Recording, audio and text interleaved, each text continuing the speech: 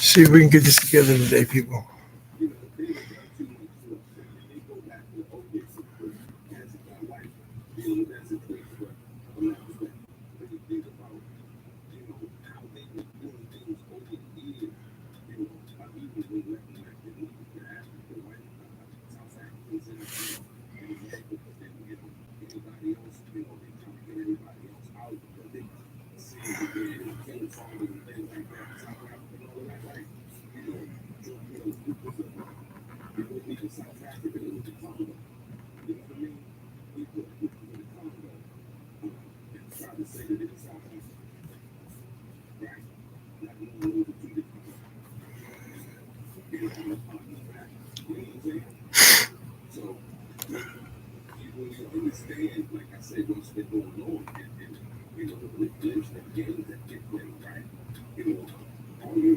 Shit, man.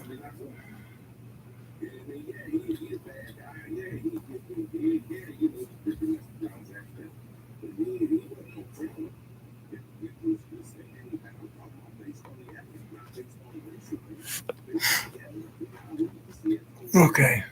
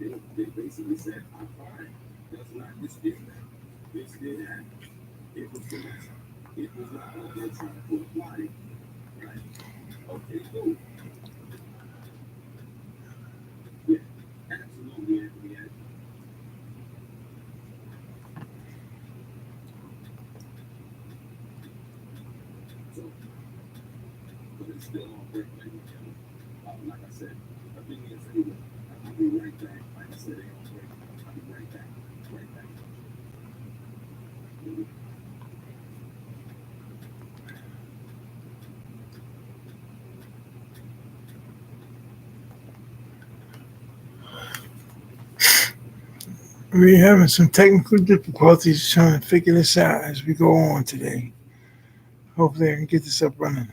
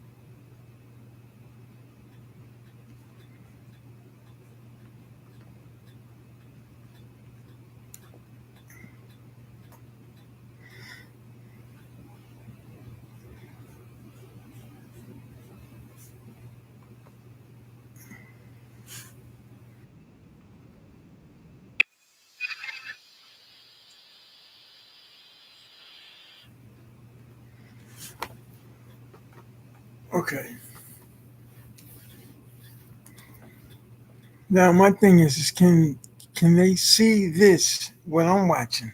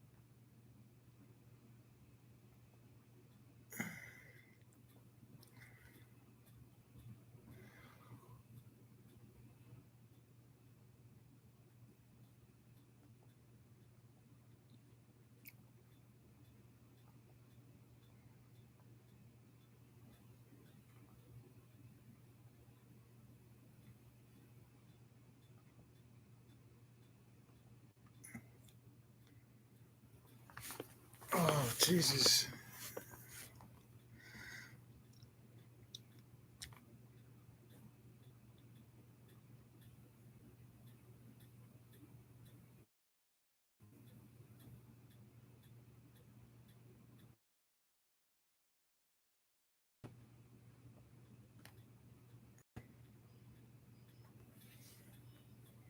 Hello. Hello. Yeah.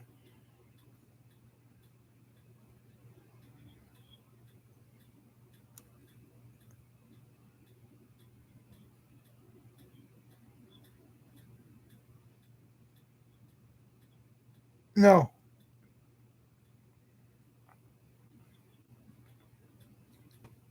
Yes.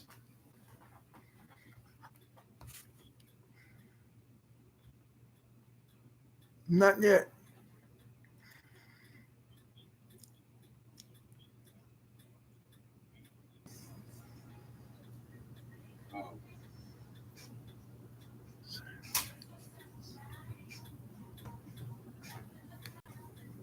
And talking about the payoff yesterday, there has not been much about the case that's unambiguous.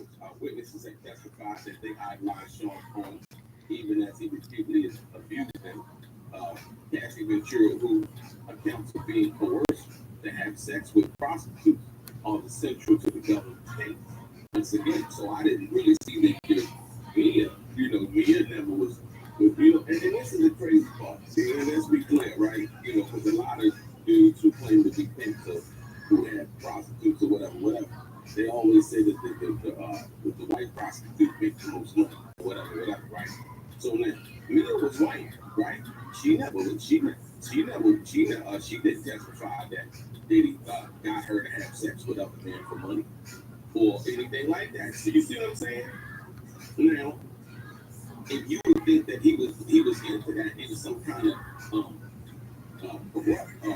criminal enterprise, you would think that he would be doing that to everybody he's dealing with.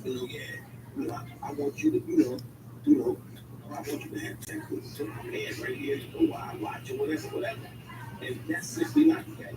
So if Mia came in and testified that that was the case, that's what happened, right? Okay, now we got something like, damn, dude, we out here really, that didn't happen. This was a situation between him and Cassie, which was consensual, and where Cassie would call up, like I said, let's not forget in the beginning, the dude Daniel Phillips, the first sex worker to testify, basically testified that when he came into the room, Cassie had to go over Cassie calling on the phone under the guise of having some kind of bachelorette party, and when she got there, and it was something different, and they paid the money and so on and so forth. But she was the one that the money transferred from. So we can't overlook that. You know what I mean? As much as the government wants us to not really, don't see that for what that is. We need you to listen to what we say. It's crazy. It's crazy. So basically, to have sex with prostitutes are the central to the government sex trafficking case against home, and basically sent texts appearing to express enthusiasm for free call, right? Yeah, Cassie did send texts expressing enthusiasm for free call. Point blank, period. I mean, as much as they don't want us to see that, here we go again, ladies and gentlemen. Miss Garrick's Diddy's attorney, yes, again, when the mail coming into the elevator, right, at 11:02, and then the timestamps are jumping around on the video. Cassie is being kicked on the ground. Piazza. It's constantly playing catch up, right? See, listen, and this is a great question. It's constantly playing catch up. We don't know what's going on, right? This is what she's trying to put. She's trying to put doubt in the jury mind. Here it goes. Play ahead. We're at 11:28 in the video. So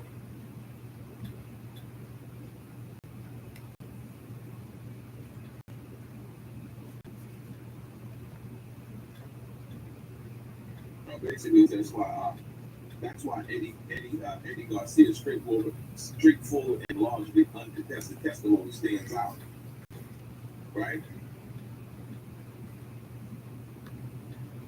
About the $100,000 payoff.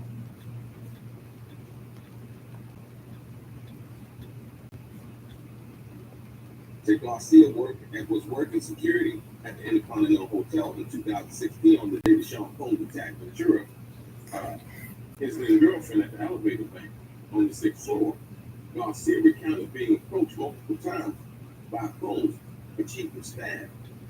Then Combs himself, as they tried to obtain the security footage of the attack, Combs referred to him as Eddie, my angel. Garcia recounted on the stand.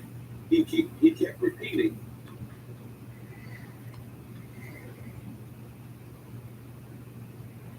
He said he kept repeating that sounded like a good guy, and he believed I could help. Garcia testified that after the supervisor agreed to give Combs the video in exchange for money, Garcia met with Combs and received $100,000 in cash from a brown paper bag. The jury viewed the contracts Garcia signed for Combs, avowing that no other copies of the video existed and that he wouldn't disclose their deal, right?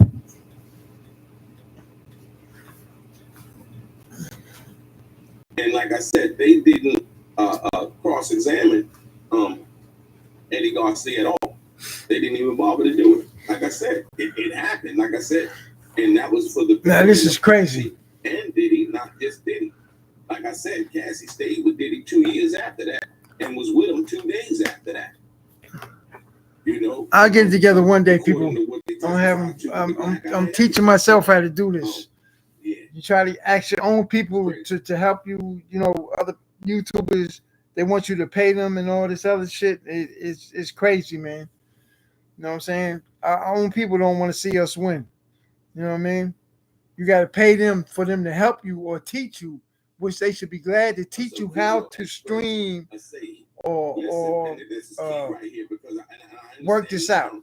Video experts says he got surveillance video from prosecutors, but he doesn't know where they got it, right?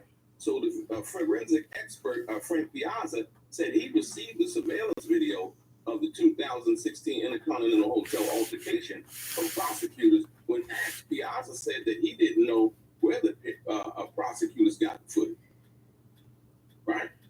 Which is very key.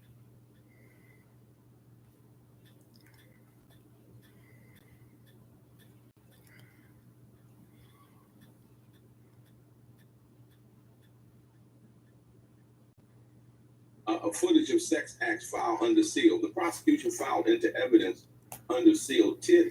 They got 10. Listen to ladies and gentlemen. They got 10 sex videos involving Ventura. The footage was dated between 2012 and 2014 and came from a user file marked Frank Black, an alias Combs allegedly used while traveling. So basically, they're saying that I guess Puffy filmed it on her phone or may have sent it to her. We're not really sure about that. That's basically 3 minutes ago.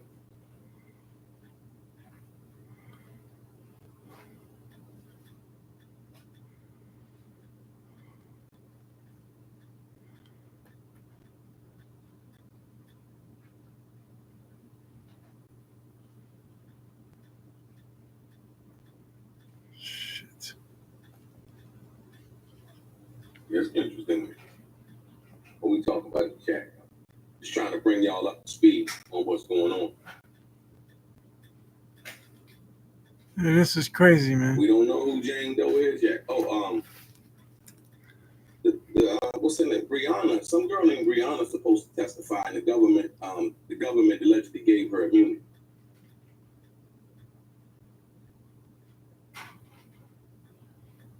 Why are these people getting immunity? I don't understand. What laws did they break? Why they got to get immunity? Yeah, absolutely, Ray Jones. Yeah, they. Sash Dre, what's good?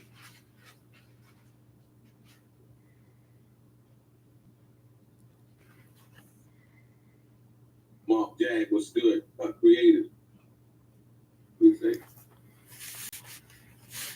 This ain't that. That she wanted to do whatever she could to make Diddy happy. Like I said, she testified to the fact that she wanted to be in a situation, and she wanted to be his girl and all of those things. And like I said, Diddy was taking care of everything. You know, the car, the condo, the credit cards, the phone. You know what I mean? The allowance, all of those things. Like I said, ladies and gentlemen, most people don't really understand. This is the thing. When Cassie left Diddy, Cassie basically, for all intents and purposes, left Diddy broke. It's just as simple as that.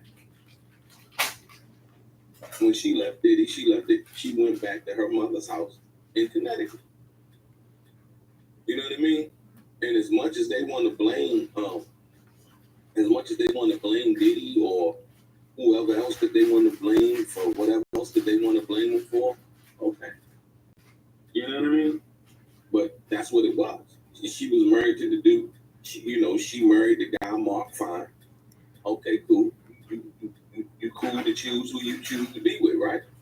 You know, and so then came the lawsuit. And see, this is the thing that make me think the guy, Mark Fine, he was behind it because, like I said, he was close proximity because he was Diddy trainer before he was Cassie's trainer. That's how they met. And so, once again, the sneaking, conniving, underhanded, you know, yeah, we've seen the video, all of that stuff. She been cheating from day one. Also, Michael B. Jordan, some NFL football player. So all of these constraints and chains that they claim Diddy had on her is simply not true, based on the evidence and real-time documentation that we've seen, the emails, all of those things that we've seen. You know what I mean?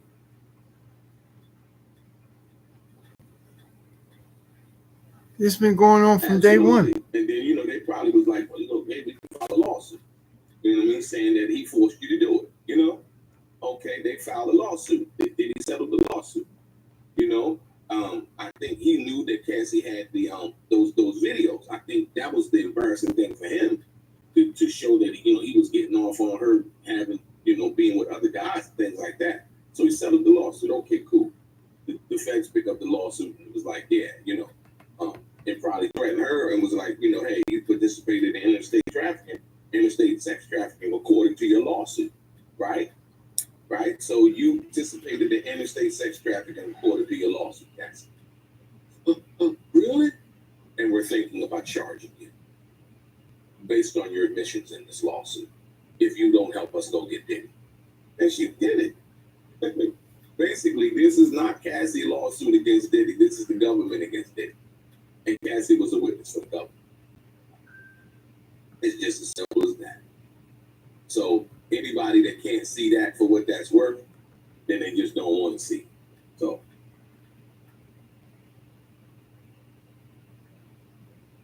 you know, now Mark Fine, you know, is richer than he's ever been, you know, at the expense of his former client, right? 4 minutes ago, the female picks up the phone. There's some sort of cut. Can you explain, Piazza? Can you back up and go frame by frame? Garrett goes, sure. But is the male separated from her? Piazza, yes. The bag drop triggered it. Garrett goes, 8-10 seconds difference. So it's a 10 seconds difference, right? From when I guess the bag drop basically triggered the video from going on and off, or triggered the motion detector in the video. And Tina Garagos basically said there's a 10-second difference. You know, so basically she's trying to question as to where did that 10 seconds go. You know what I mean? The government still hasn't said, you know, where they got the video from that perspective. So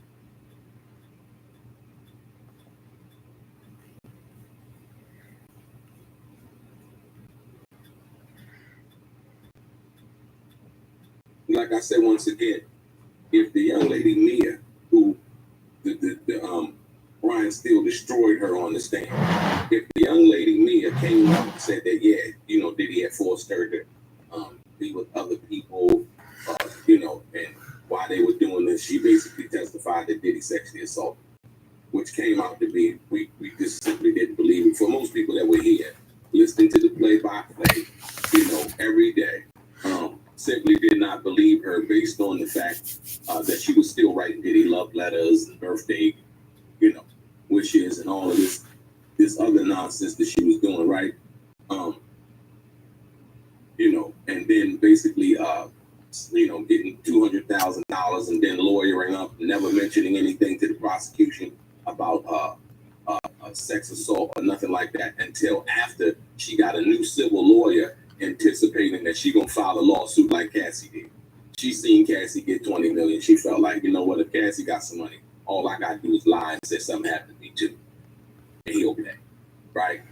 I don't think so. You know what I mean? And so when you think about that, you understand that it's like, you gotta be real careful, man, the people that you let to your orbit. You know? People saying anything for cover. And like I said, at the end of the day, they really don't have no real good intentions for the money. You can see 9 times out of 10, You know, they broke before they, you know what I mean? Before you turn around, they back to square one. You know, now that scheme has been ran dry, you know.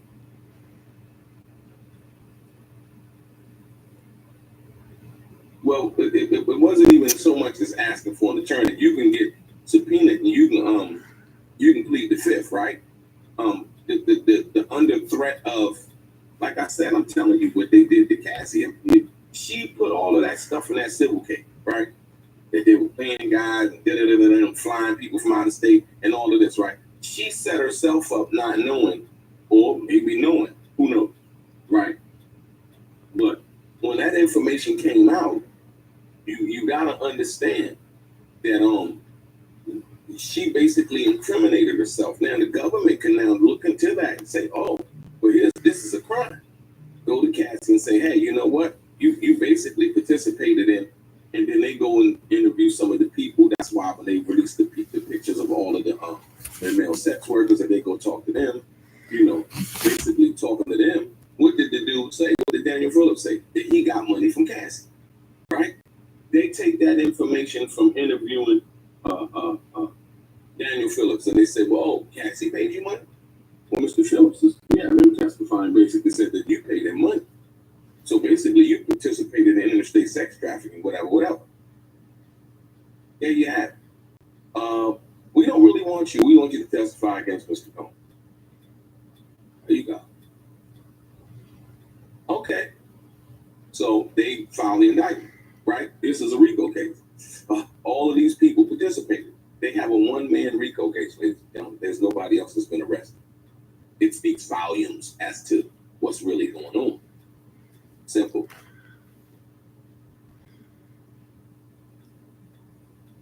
Yeah, you see what I'm saying? So that's why she testified. Went in there, she glad she done. She got $10 million from the Intercontinental, $20 million from Diddy.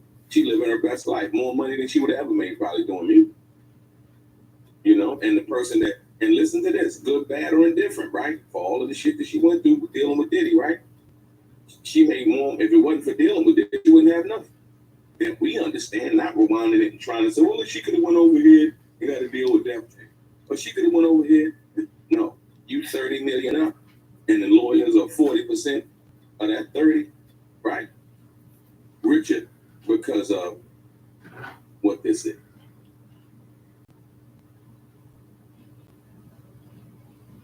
Yeah, it's even crazier. So yeah, absolutely. So when you think about really what's going on, it's like whatever, man. People can say anything, man. You got people out here making accusations about things, man, that's simply not true. And some of it is. But like I said, once again, you know, it doesn't. If the person making the accusation, like I'll give you the situation with 50 Cent. When the young lady, she filed a lawsuit against 50 Cent, he won, and you know, it was like people like, oh, don't be so hard on the 50. So you mean to tell me somebody can file a lawsuit against you, right? And then once they file the lawsuit against you, thinking that they're gonna win, thinking that she was on some defamation type, Me Too type move, and then now she lost. Now it's don't go hard on her. If she would have won, she would have went hard on him because the ultimate goal for her was money, right? So I mean, you know what I mean? It's like, oh, she get a practice run, and now it's real in the field. You know, somebody else, 50 Cent also just won another lawsuit where he can go after somebody's house that I believe stole some money from him. You know what I mean? And he going after the house. Right, because guess what they would do? They would do the same thing to him. They don't care. You know, the goal is money. So,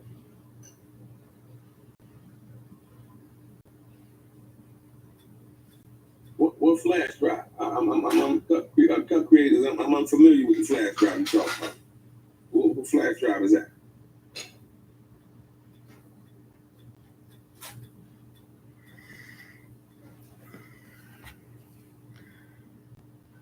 Okay, here we go again, ladies. So programming note, right? I lost track of the thread for some time. So listen, the videographer dude is now testifying that he lost track of the thread for some time.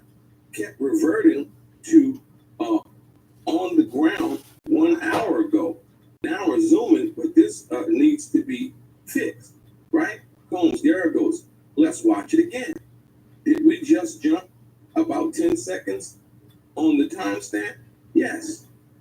Like I said, the video, look, if the video's tainted, right, and it's showing some kind of craziness, not that the jury won't believe it, but like I said, when you're talking about having evidence, talk about it being what it's supposed to be, ladies and gentlemen.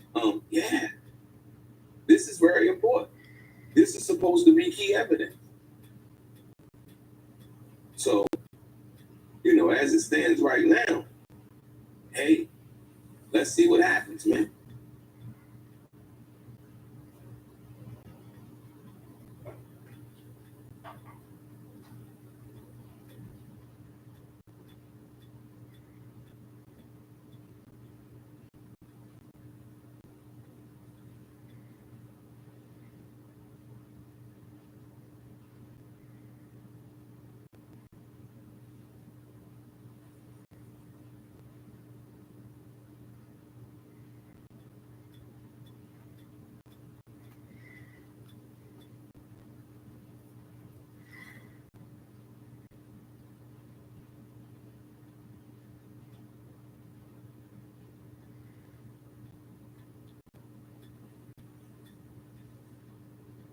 So I think Tina Garrett is doing a great job. Like I said, once again, if you look at you say day 16, Diddy trial in trouble, right? Star witness may help the defense. Star witnesses may help the defense. Not heard it. A lot of these witnesses that have been put up by the prosecution have ended up helping Diddy's case. This video right here, right now, as far as Tina Garrett goes, is, the job that she's doing at the end of the day. There's a 10-second skip. The videographer dude was having trouble explaining, you know what I mean, what that is and what that means, right? Garrigo said, "Oh, hey, let's watch it again." And did we just jump about 10 seconds on the timestamp? Like, yo, what is that? That could be manipulation. You know what I mean? Or it could be frames or something taken out. Once again, the prosecution is not saying that I know of as of yet where they got the video from. So from that perspective, like I said, that's very important.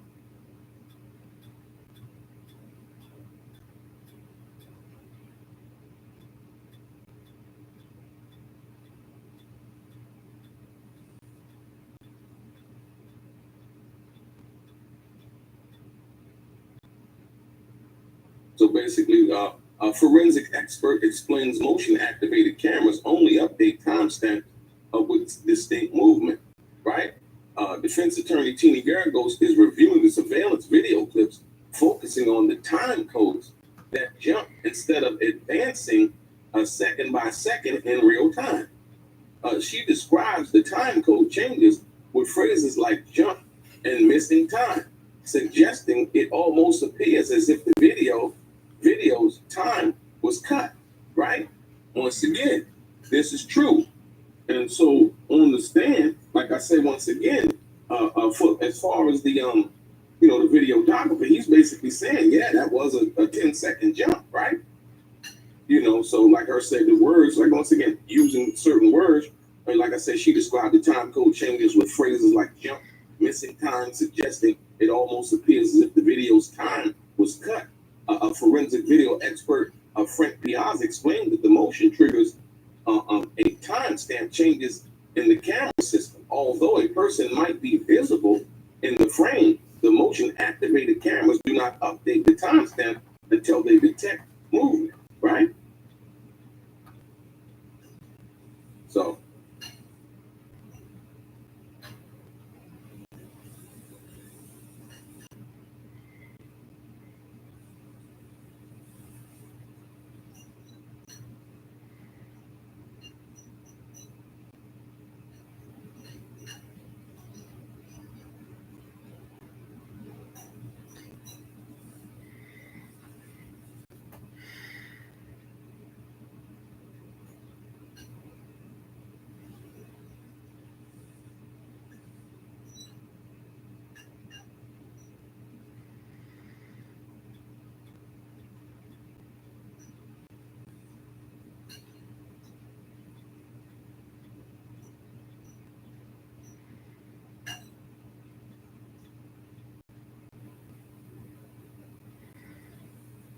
like I said, the prosecution filed under evidence, under seal, 10 sex videos involving Ventura.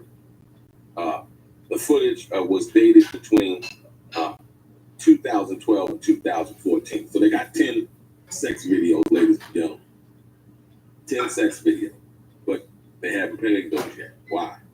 So my thing is, if they're filing them under seal, I mean, you know, why wouldn't they play them? You know, you got the video showing that Diddy was, you know, doing all of this stuff. I mean, you know, we would love to see it. You know, they could show it to us. You know what I mean? We would love to see it. You know, don't make us wait for it. Show it to us. Or show it to the court so that the reporters in the court could describe it to us or what we're actually seeing. I mean, this is what they hit. This is what they basically hinged their whole case on, right? These videos.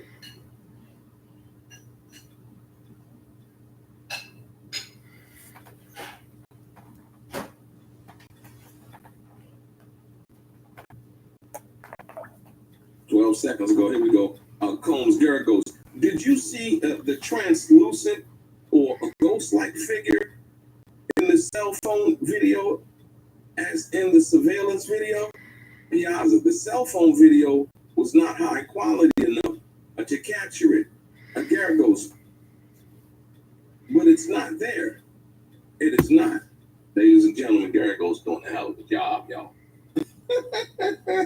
They got ghost-like figures in the video, right? She pointing out the discrepancy between the cell phone video and the video actually. Listen, once again, ladies and gentlemen, check it out.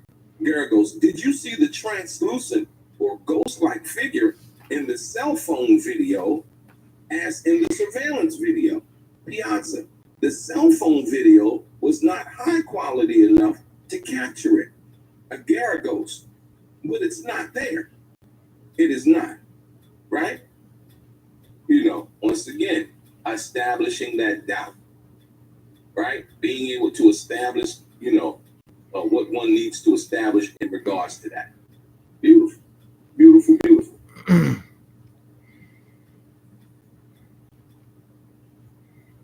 Right? During Frank Piazza's, this is another side note, during Frank Piazza's testimony, the defense played the surveillance footage showing timestamps jumping around. The video excerpts claim that the frames were counted in each second. Some only have a couple of frames, but the system corrects itself and catches up.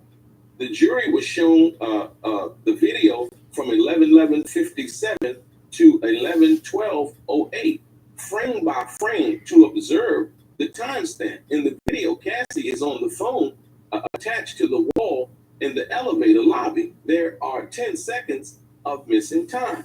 Piazza explained that it's not uncommon for security systems to have sensitivity of motion activation guides, whether it's triggered or not. He said that if there is motion, the timestamp will change.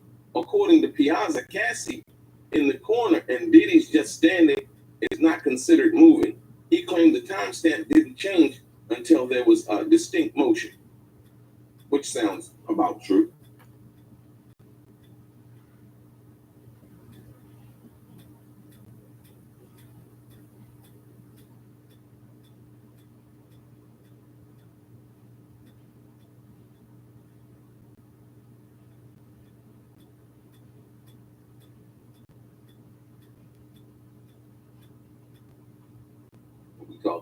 What we talking about.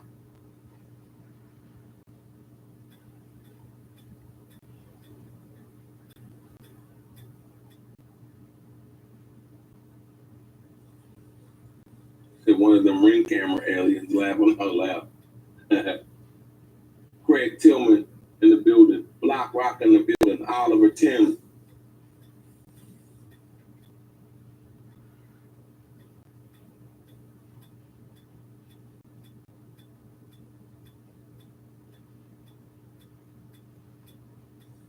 Or not only if they see that they doctoring footage, if they suspect that the government is doctoring footage, right? Like I said, they had dude make a compilation video. And like I said, I don't know what the compilation video got to do with anything. Like I said, they just wanted to show the video again.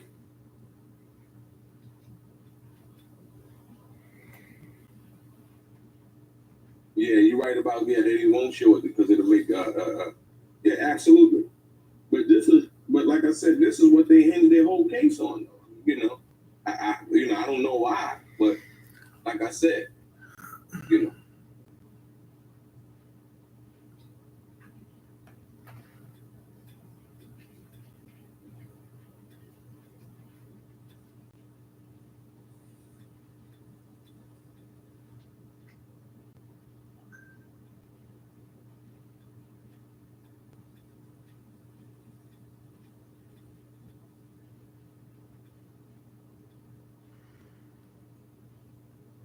Baltimore World was good.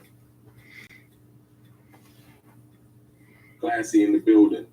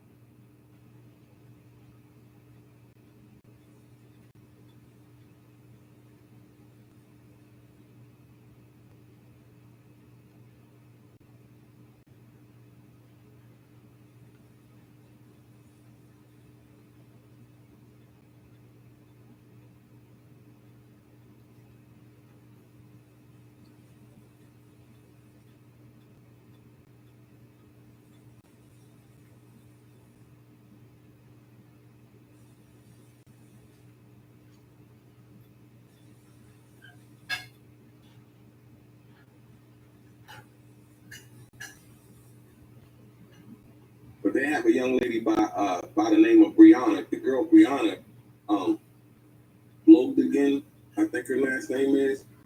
She got immunity, and she'll be testifying. I think later on. I think she might be up next. Yeah. So.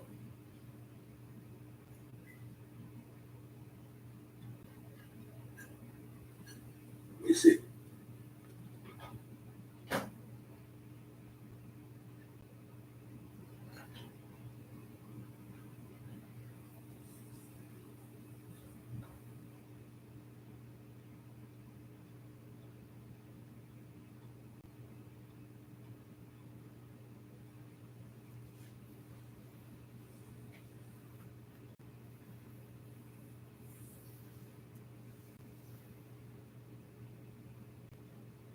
Okay, Frank Piazza, forensic expert, and Brianna Mongolan, who alleges that Diddy dangled her over the apartment balcony, are scheduled to testify today.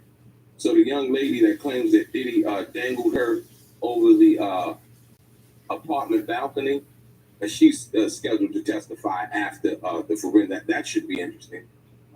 Basically, we know Combs faces 5 criminal counts. 1 count of racketeering, a racketeering conspiracy, 2 counts of sex trafficking by force. And like I said, 2 counts of sex trafficking by force. Like, who are the 2 counts? Like I said, my thing is, who's the other count? Like, I think Cassie would be one. They said 2 counts of sex trafficking by force, fraud and coercion, right? Where's the fraud? Where's the fraud or coercion? And 2 counts of transportation to engage in prostitution has come basically, yeah, ladies and gentlemen. So it's 2 counts of to be, on more important about it. 2 counts of sex trafficking, 2 counts of sex trafficking by force, right? Fraud and coercion. Like, when you look at, like, now you really look at the charges that Diddy's facing at this particular point, you can't really see it. Michael Park, it was mentioned. What do you say, Michael Park? Yeah, kids, what's up? Thank you. Michael Park, you say it was mentioned that the NDA allowed for the hotel to notify police. What kind of criminal would allow an agreement if their bribing swap? Absolutely. Like I said, a lot of different lawyers see it different ways, right? At the end of the day, my thing is Diddy was lied to. As a matter of fact, let's be clear, he was lied to. He was lied. Number one, he was lied to because they told him that was the only copy of the video after they took the $100,000. So right now, as it stands, Diddy can now go and sue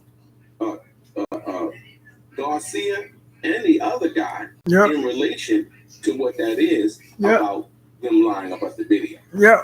So, you know, when you think about the big part, Chad Martin, what's good? Y'all kids, thanks. You was on the hook. Mr. Parker, thanks. I appreciate it. So understanding that, when we understand that aspect of it, they lied to Diddy, right? He kept it 100. I was drunk. I had a rough night. It was a tough night, you know, and they even testified to that. You see what I'm saying? And so with that being said, it's like, okay, so what are we hoping to get from this? Like I said, the prosecution, as you just heard, you know, I just read to you what the counts are, what the charges are, right? The charges, Diddy's facing, these are the charges. Faces 5 criminal counts, 1 count of racketeering and conspiracy, 2 counts of sex trafficking by force, fraud, or coercion, and 2 counts of transportation to engage in prostitution. I'm trying to find out, you know, I guess they're saying 2 counts instead of 1 count, because if we can get them on the 1 count, then it's not 2 counts. Like I said, these are things that the government does to try to assure up a conviction, if you will, right? And so, when we understand that aspect of it, then we can, you know, really break down, and then you can see, okay, cool. If this is the parameters that they're working in, right, as far as what they need to discover, from our perspective as lay people, right, have they done so? I mean, you know, and I'm asking the chat that, like, yo, do you think that they've, you know, showed us 2 counts of sex trafficking by force, a fraud or coercion, and 2 counts of transportation to engage in prostitution, you know, or 1 count of racketeering and conspiracy, right? Conspiracy, you know, it's like, you know, you're conspiring with others, right? So, okay, now, this is the RICO case. They got a 1-man RICO case. Who was he? My thing is conspiracy, right? You're conspiring with others. Who was Diddy conspiring with? In order to further a criminal enterprise. I'm just trying to figure it out, man. If somebody can help me out in the chat, you know what I mean? I want y'all to help me out. Who, like I said, who did he conspire with to further this alleged criminal enterprise? And what was the benefit? What was the monetary benefit to Diddy? As we know, Diddy was paying for Cassie's house, a car, a phone, a credit cards, giving her an allowance, all of these things. What was the benefit? Diddy and Cassie were boyfriend and girlfriend, right? They read text messages earlier where Diddy is talking to D-Rock, and basically Cassie is calling on the phone, and he's telling D-Rock to tell her that I'm done with her. But Cassie still wants to sing it. You know what I mean? So, yeah, like I said, Baltimore World, right? 1-man RICO, this shit is crazy. And like I said, and I understand for all intents and purposes, people want to say what they want to say. And like I said, everybody's free to think what they want to think. But you can't have 2 sets of facts. You can only have 1 set of facts. Like I said, the thing I like about the defense is like every time they bring out witnesses from the prosecution, it ended up being something that the defense wind up flipping to their advantage, because the testimony that they're giving today simply didn't match up with the communications that were happening in real time that they brung to cross-examine the witness. You know, you can tell me today, yeah, man, you know, it was all his fault. You know, we was in this drug conspiracy, we was getting money and blah, you know, but it was all him. You know what I mean? We was just underlings, and he told us if we didn't sell the drugs, you know, he was going to kill us, right? But then they come back with phone conversation, you know, with the wiretap, you know, that your co-defendant's lawyer, you know, because they on the stand testifying against him, basically saying, no, here's the phone conversation from April 13th, whatever date, and y'all on the phone kicking it, yeah, we getting this money, son, and right? That shit don't add up with what you saying in court today. What you saying in court today was it was all his fault. I mean, we heard from this April conversation, y'all was getting money. Y'all was having women and, doing all of these other things. So that's the part that I think people need to really pay attention to when you think about the big picture. That's what's going on. You know what I mean? It's a revisionist case. People coming up, I didn't really want to do it. He made me do it. No, that ain't what the truth is. The truth is you was with it. You was down with it. You was paying the sex workers when they came there. You was calling the sex workers under false pretenses in order to engage in what was threesome. And it's just as simple as that. Right? They sidebar, ladies and gentlemen. Check it out. Basically, a woman, the prosecution does these videos. So basically, Garagos ended hers, right? Does these videos reliably and accurately depict what happened? Piazza, yes. Judge, you may go. Before the next witness, have a sidebar. Okay, ladies and gentlemen, we about to get busy. Here come Brianna, the girl that said she was hung over the balcony, y'all. Hit the like button, hit the share button. Like I said, once again, ladies, hit the thumbs up button. If you have not subscribed to the channel, please do. It is very much appreciated, ladies and gentlemen. Let's go. It's about to get busy now. You know what I mean? They said hell have no fury like a woman scorned. So from what we're about to hear from the young lady, Brianna, and they gave her immunity, just so y'all know. She demanded immunity, and the court and the government gave her immunity to testify. You go back up there. What you say, Michael Parker? Cassie thus far is the only co-conspirator. If you're going by an extremely loose and vague definition set forth by the government, no RICO. Absolutely, Mr. Parker. Like I said, and like I said, if there was some sort of RICO, she would be complicit. Like I said, what the defense didn't ask her was she given immunity? And I don't think that they needed to ask her that based on the fact that well, they should have asked her, but like I said, they decided not to. We can't really do nothing about that. It is what it is, right?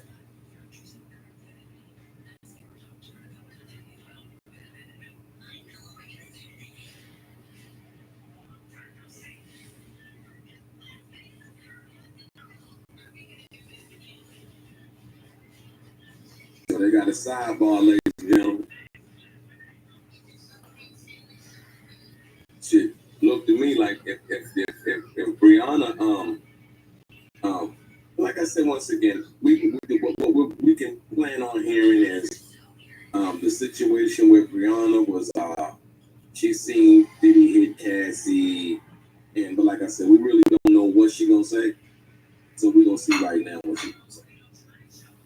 Let's go.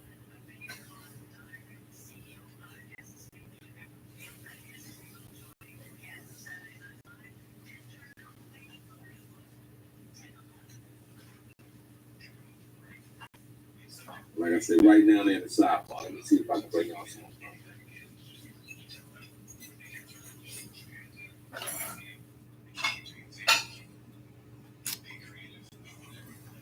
So that was so uneventful, right? You know what I mean? That was so uneventful.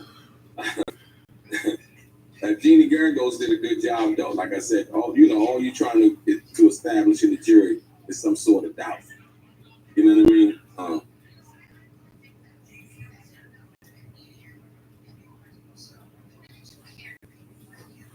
Trying to establish some sort of doubt, right? What is it? It's beyond a reasonable doubt, they say, right?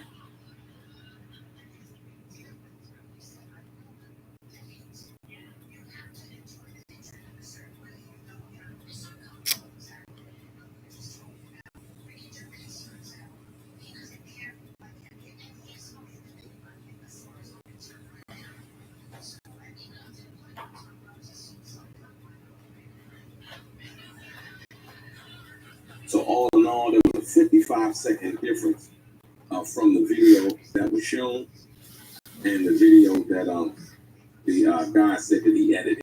So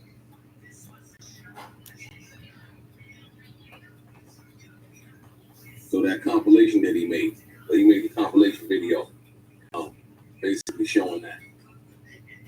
Here was good. Welcome back, Bo Better, Fact Check TV.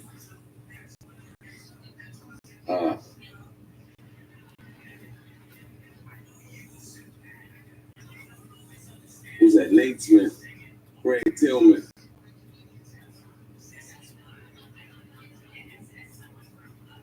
Anna Lee. We up in the building. Hit the like button, ladies and gentlemen. Hit the thumbs up, please. Get the likes up. Share, like I said. All of the people who've been down with us, since the beginning. Appreciate you guys once again. Like I said, we're going to keep tracking on. Let's get to this next witness, man. Let's get to this next witness.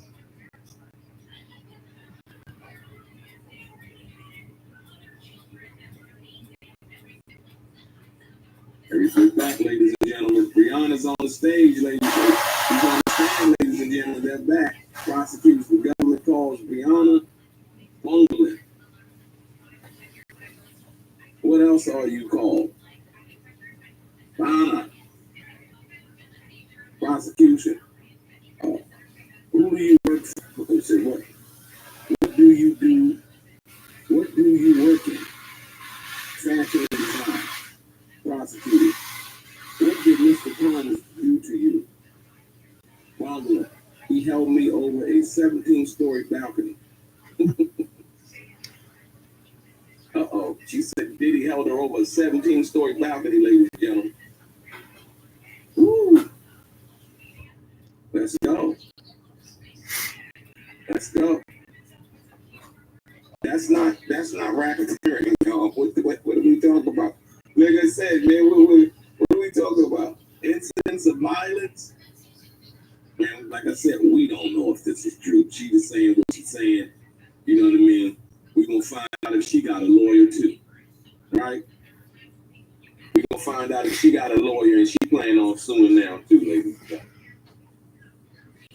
So you say side note, Warren King say side note, the defense is not showing its whole hand on cross because when the prosecutor arrests the defense has to get busy.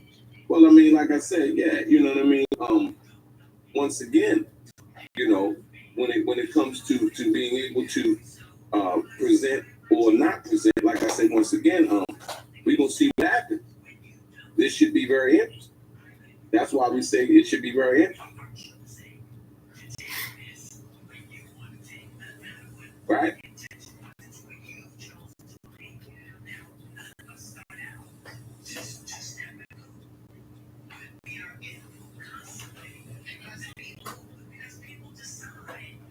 Yeah, she got immunity too, man. She got immunity, man. She got immunity from the government, man. I got a letter from the government the other day.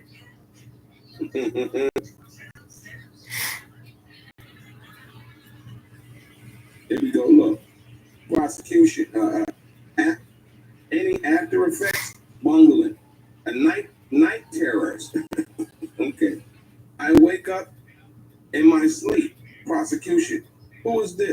Shows a photo. Bungling. It's Cassie Ventura. Cassie, my friend. I met her in 2013 at Young and Reckless, the streetwear company. Then at Diamond Designs. Okay.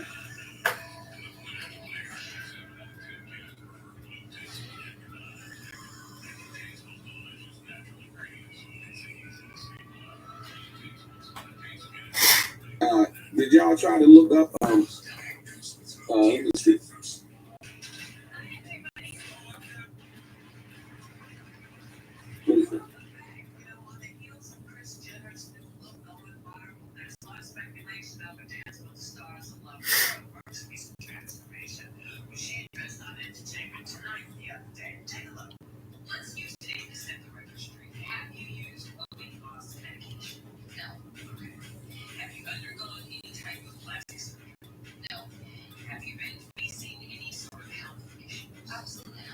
Yeah, I'm trying to look it up. See what she. And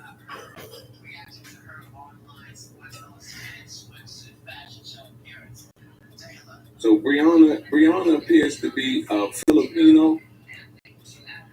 She's of Filipino descent, I believe.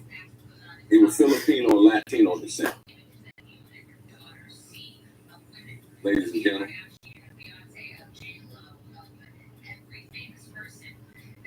They gave her immunity already, so.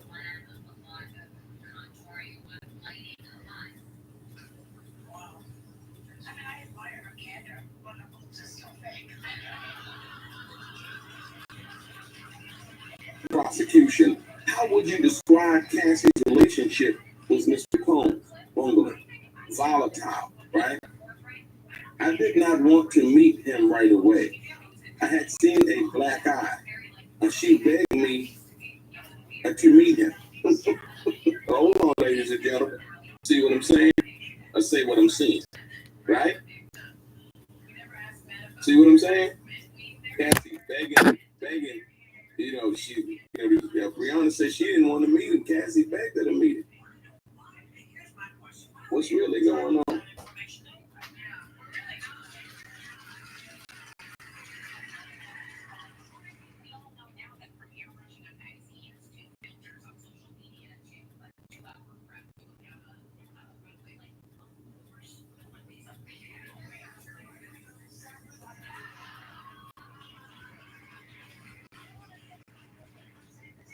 He said, there goes the abuse.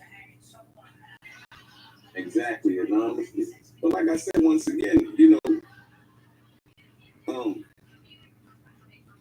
it's abuse. I mean, I'm trying, like I said, I'm trying to figure out what's actually going on with the goings on as far as, with this racketeering thing, man. This is not if this was domestic violence, he'd been convicted 5 times over already, right? Prosecution. Where did Mr. Combs live? Bungalow. I think in Beverly Hills. Combs, Nicole Westmoreland. Objection, speculation. Judge, ask another question. See, like I said, now that was a good objection. So I guess Nicole Westmoreland was going to cross-examine her, maybe. Right. Prosecution. Where did Mr. Combs live? A bungalow. I think. When she says I think, in Beverly Hills, right? She don't know. Let's be clear. Westmoreland. Objection, speculation. Judge, ask another question. Prosecution. Do you know the name of the street? A bungalow. Mapleton, 200 South Mapleton.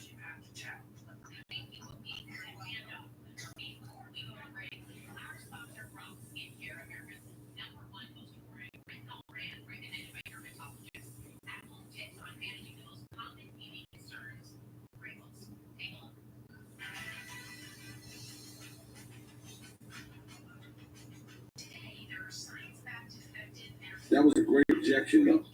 Great objection. I think 200 Mapleton. My thing is, she said, I think Beverly Hills, but then they asked her the address. And then she said 200 South Mapleton, right? So she was kind of coaching.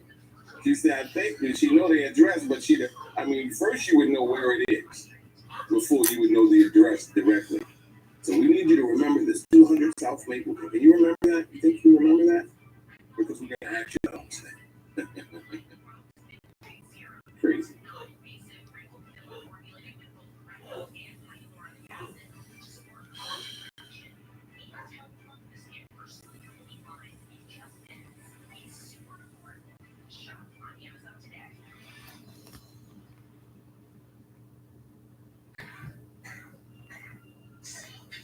They might not, listen, ladies and gentlemen, they might not even cross-examine her now. Right? Here we go, ladies and gentlemen, check it out. Prosecutors, what did you do with Cassie? Bungling, drugs. Right, she looked like the type of person that, I looked her up on the internet, ladies and gentlemen, I Googled her. She looked like she used a few drugs in her time, you know what I mean? and we'd go shopping. We'd hang out with Deontay and others, right? Prosecution. Is this a photo of you and Cassie shopping? Bungalow. Yes. In April of 2016, Puff text Cassie, asked where she was, sent a list of where we've been. So basically, Puffy called her, texted her, asked her where she was at, and then she sent the list of where they've been back in the day, according to Ms. Funk.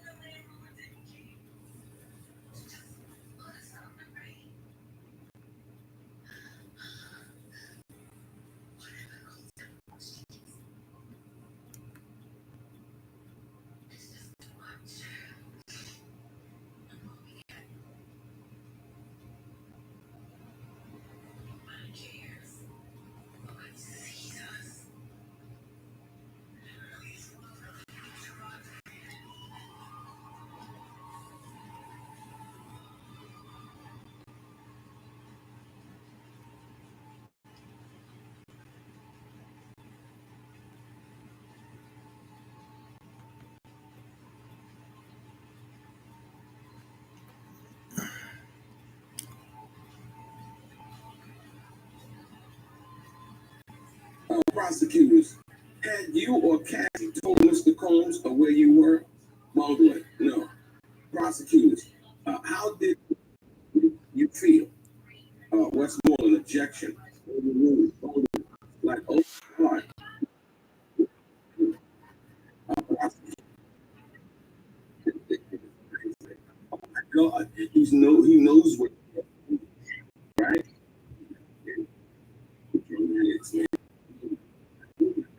He knows what you did. Where would you sleep at Cassie? What? I don't know how that works. The couch or the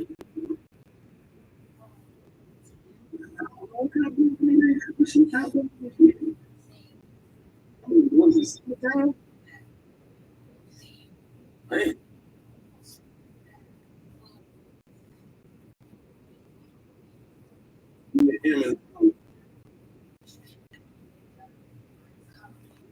PC Academy, JAG, UST, FU, Cassie in the building. Natalie got your back. Welcome everybody. Hit the like button, ladies and gentlemen. Hit the share button. Appreciate you guys, yo.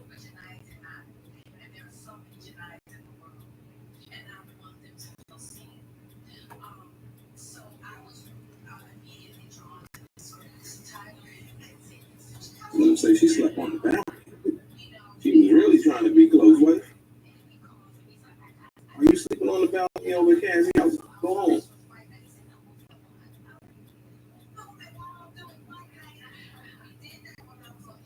You see, I knew once Diddy O's came, it was going to be a circus. JP 600. She says it was good. It was good for dangling. That kind of balcony, I guess. Right.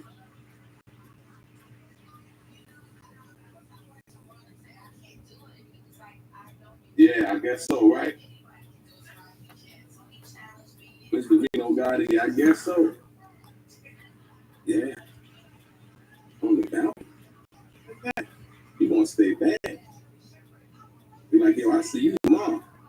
But you know, if they get high, they don't want them to get high binges, right? She don't really care. 7 seconds ago, prosecution. Did Mr. Combs come over? Wonderland, yes. He banged on the door and came in, right? Prosecution. Do you know how? Wonderland, I don't know. He was upset. Stop it. Stop it. Stop it. Stop. See, this is the part where, you know, we get to the part where when people claim they don't know how and they don't know. Ladies and gentlemen, Diddy was paying for the apartment. It's already been testified that Diddy had a key to the apartment, right? So please stop acting like he might have kicked in the door, you know what I mean? Waving the 4-4, talking about Papa, don't hit me no more. You know what I mean? Like Biggie or something, you know. I'm saying? Right? Did Mr. Combs come over? Bungling, yes. He banged on the door and came in. So she said he banged on the door and came in. What do you mean? Banged on the door. Okay, prosecution. Do you know how? Bungling.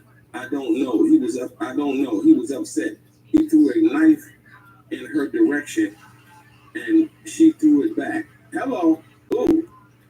Hello. Hold on. She threw it back. This is the first time that we're hearing that Cassie fought back, because Cassie testified on the stand that she never fought back. Right? Am I right or am I wrong? If you've been following me along, you know this. Were you doing drugs? I don't remember. See what I'm saying? Come on, man. Stop it, man. So Cassie threw the knife back.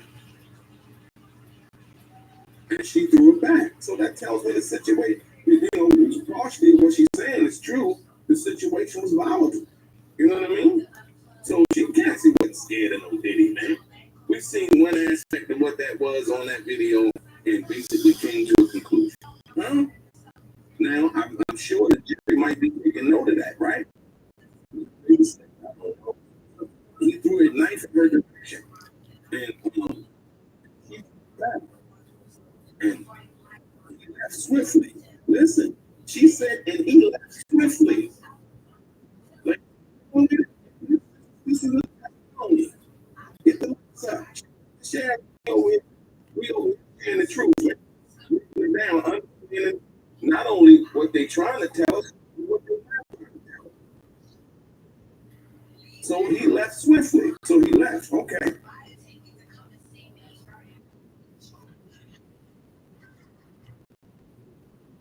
She claimed that she don't remember that she was getting high.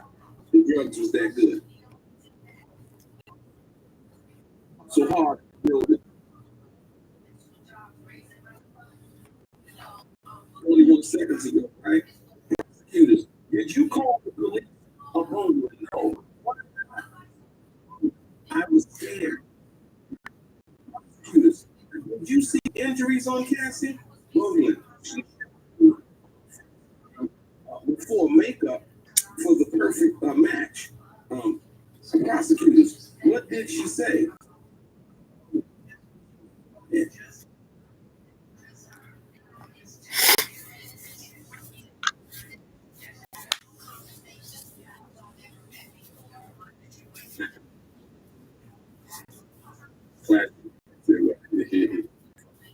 She was scared. Yeah, maybe Diddy was scared of Cassie. After she threw the swiftly, right? Right or wrong? I know. Right, that's what I was telling you guys earlier. This revisionist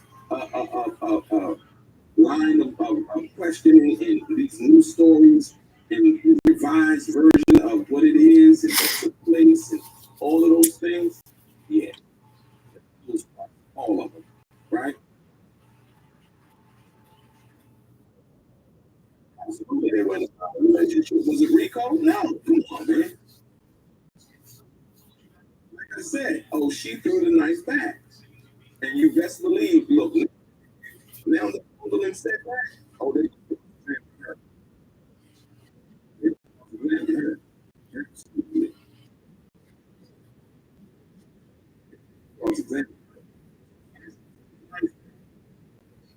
is this the thought that Cassie was violent towards Mr. Combs?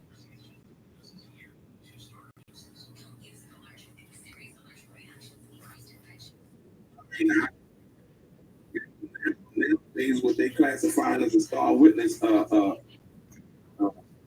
really don't know. You know what I mean? I thought Cassie was a star witness. And they brought me up, they kept me on the stand longer than Cassie was up. I don't know what they was trying to accomplish for her after they found out that she was lying.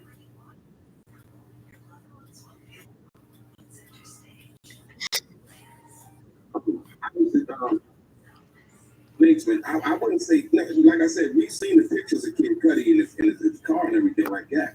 But that was the fingerprints that they found at the scene, or guess the potential Molotov cocktail. They said it was a partial print of a female, right? They don't have no pictures. They don't have nothing. Like I said, once again, it ain't what you think you know. It's what you can prove. They didn't prove that it was Diddy that was involved with that. One can go by speculation and hearsay and say, okay, Cassie said that, X, Y, and Z. Cassie now telling the world that she didn't want to do the free calls. When in real time, when you look at the documentation, text messages, emails, the phone calls, the testimony from Phillips, the testimony from the Punisher, basically Cassie was the one making the phone calls. Now, if you can relate that and say, well, but Diddy was telling her to do it. No, we can't say that. When they came in the room, Cassie was the one that was giving them the money. Cassie was the one that was lying and saying that her husband was Diddy and Diddy was her husband, right? And having these escorts thinking that they were a married couple, Diddy in the black mask and all of this, that, and the other. So, just from that perspective. So, like I said, one take it as they will. I do understand where, most people are trying to go with it. But like I said, it can't be just said. It has to be proven. You know what I mean? 55 seconds ago, bumbling. We were at the party at the Blind Dragon, a karaoke bar in West Hollywood. And then we went to Cassie's house to help her pack. Deontay was there. Puff King. AUSA. Are you under subpoena? Bumbling, yes. I won't get in trouble if I am truthful.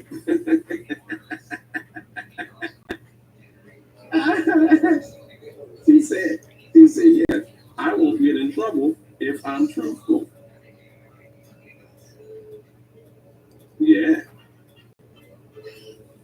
You never know, you might get in trouble on the cross-examination at bumbling.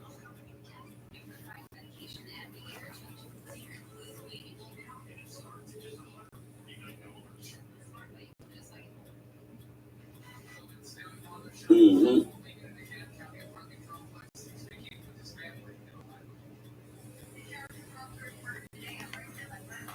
Here we go, ladies and gentlemen, rocking along. Prosecutors, did Mr. Combs provide you drugs? Bumbling, yes. One was called G. I'm not an avid user of ketamine. Marijuana, cocaine. Prosecutors, how often did you get drugs for Cassie? Bumbling, often. Oh, that's why she got immunity. She was the plug. She was the cocaine. Okay. She had the dough. She knew to connect, right? Often. Those oxy pills, right?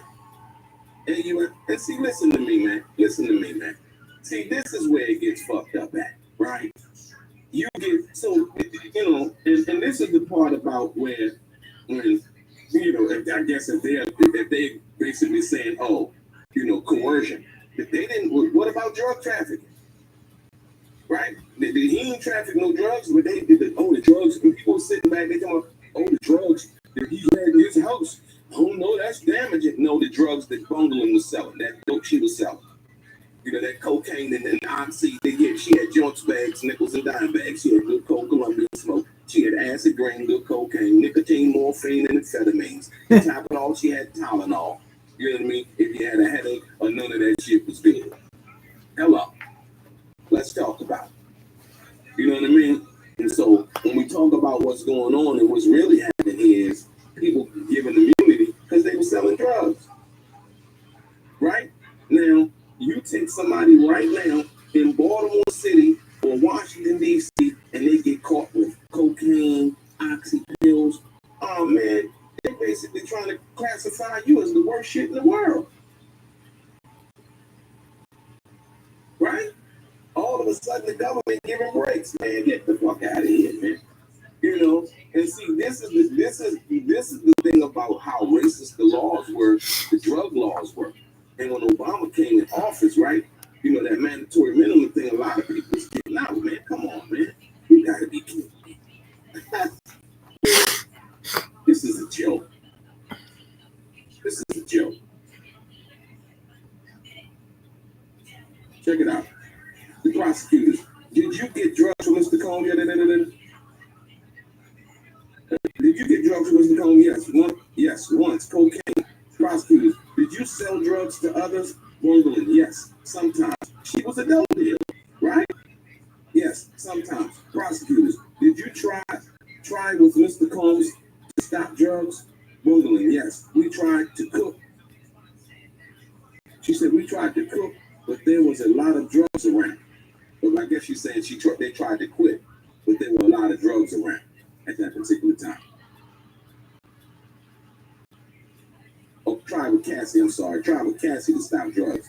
She said, yes, we tried to quit. I'm thinking quit, he could cook. Like I said, sometimes there's a typo, if you will.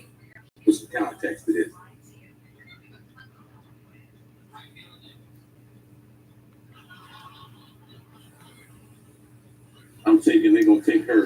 They're gonna take her to lunch, right?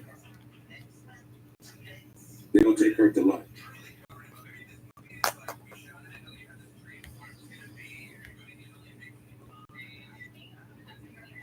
Prosecution. Has Mr. Combs ever threatened you? Gwendolyn, yes. Prosecution. Let me show you a photo from April 2016. Who is in it? Gwendolyn. This photographer who goes by the name of Bad Boy with an eye. We thought it was cool. That was his name. We thought we made some art, right? Okay.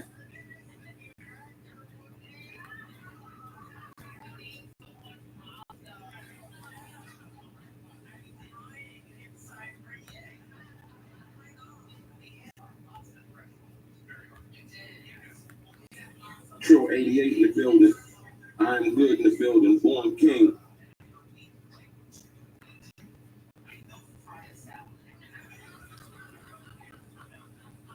Yeah. Cassie was a pretty face. Cassie was a pretty face, man. In a lot of ways, and it's sad that a lot of times that gets you a lot, man. Being a pretty girl, like I said, people, underestimate that. Like when what pretty got to do with it? Yeah, pretty gets you a lot. You know what I mean? And like I said, a lot of guys they go for that. Absolutely. You said they got perk heads up here testifying. Right. So she bought drugs for Diddy. Like, okay, he went to rehab. Yes, he went to rehab. What are we talking about, ladies and gentlemen? I'm Gwendolyn. Puff came up close. He said basically, Puff came up close to my face and said, I am the devil and I could kill you. She seems to, now she started crying, y'all. So now she crying on the stand. Prosecutors, were you taking drugs that day? Gwendolyn, probably cocaine. They all high up tripping, man. Man, they high, they tripping. You know what I mean? Come on, man. Oh, wow. Yeah, probably cocaine. She's so high, she don't know what drugs they using on what day. Prosecution, did you continue to see Mr. Combs after that? Gwendolyn, yes. Why? I don't know. See, look, here we go, ladies and gentlemen. You kept seeing Diddy because Diddy had the money. You had the dope. You was selling it, and he was a great motherfucking customer, ladies and gentlemen. See, people can't even be honest, man. Right? People can't even be honest. Be honest. I was the plug. They gave you immunity. I was the plug. He was the buyer. He had unlimited sources of money, right? And I was selling them drugs. I didn't even have to, she was probably making so much money off of Diddy, she didn't even have to even go have no more customers no more. If she could get whatever he wanted, oh man, she was good. Stop it. I don't know. I don't know why I kept hanging around. It could have been because he had fancy sneakers on.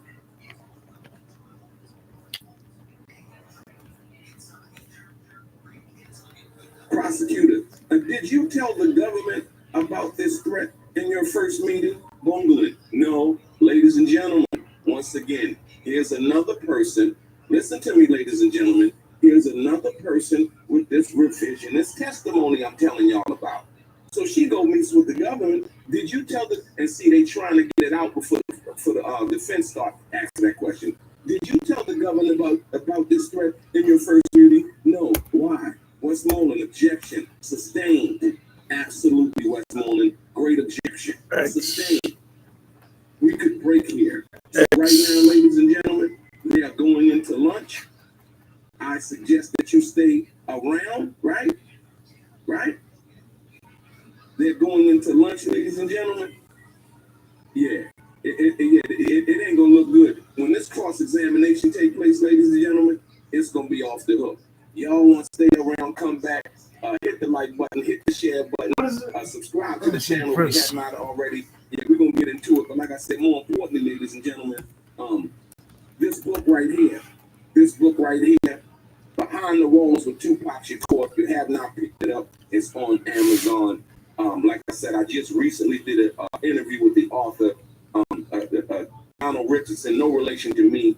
I did an interview with him on the Art of Dialogue, which will be coming up real soon, ladies and gentlemen. And like I said, this is a great book, a great read, based on true stories of what happened in Rikers Island with Tupac.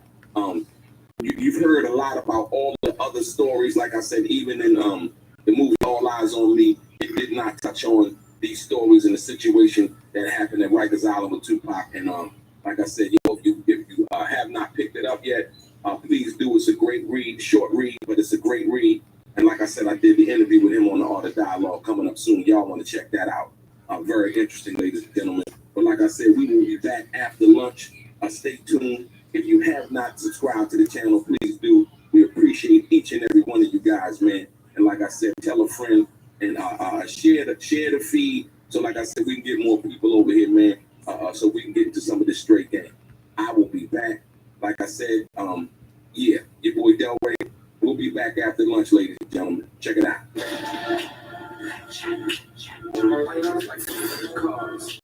It's not what you dealt with, but how you play it.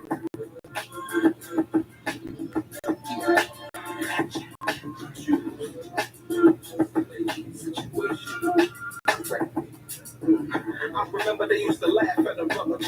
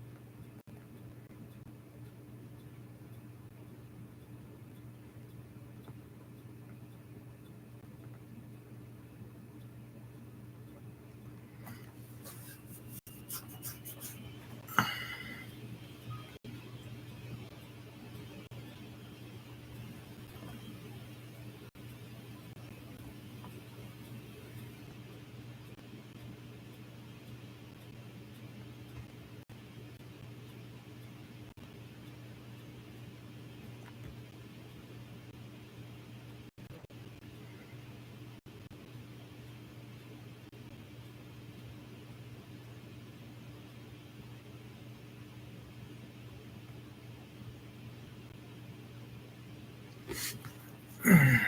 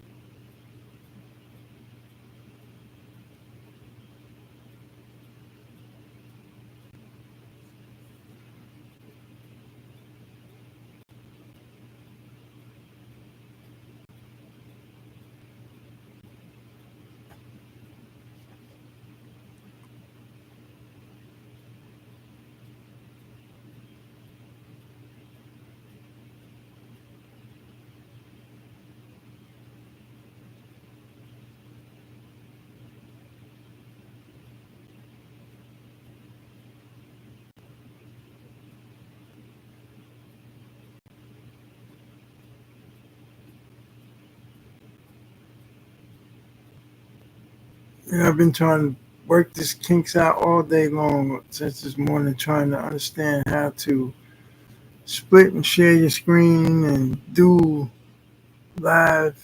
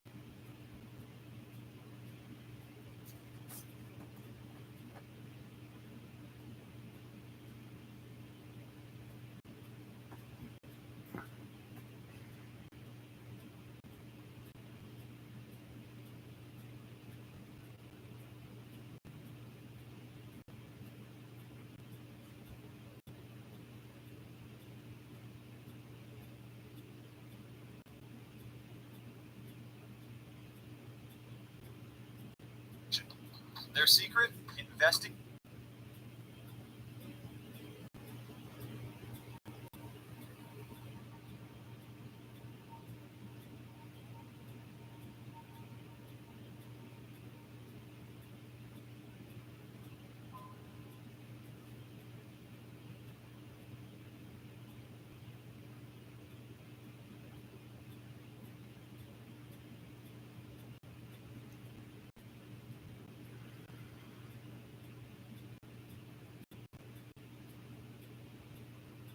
This new Rock Nation lawsuit proves that Tory Lanez has been innocent all along, and that what happened to Tory Lanez isn't this new concept.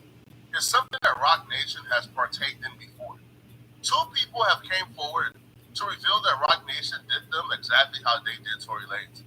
But not just with their word, they even got the local police.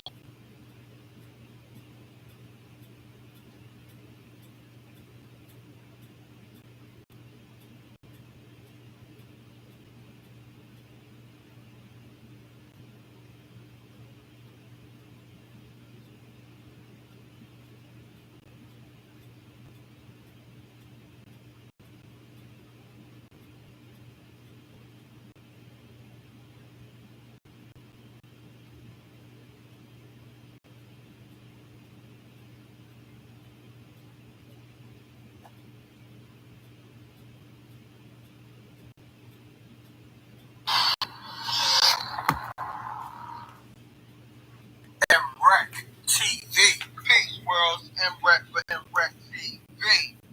You heard?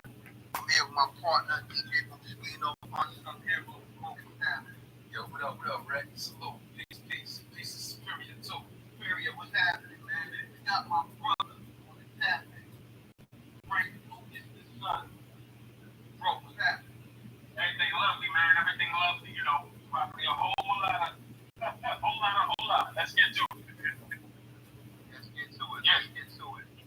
So, hold on. Peace, DJ Mosquito. Peace, love. How's everything with you, man? Peace. Everything's great. How you? Yeah. Since 1929, Shane Company has been making beautiful engagement rings with handpicked exquisite diamonds and gemstones. My ratings actually been success. By the way, I'm not sitting here defending Diddy. I'm just talking about how this pulls at the heartstrings of people differently. Women differently, men differently. Because of abuse. Every time they're arguing, he's trying to just let's speak about the law. Let's speak about what he's charged. What he's charged with. How have they proved it? You hear their responses as he's done horrible things. He's a monster. Like they're talking about him as in just convicted because he's a bad guy. Fuck the charges. Convicted because he's a bad guy.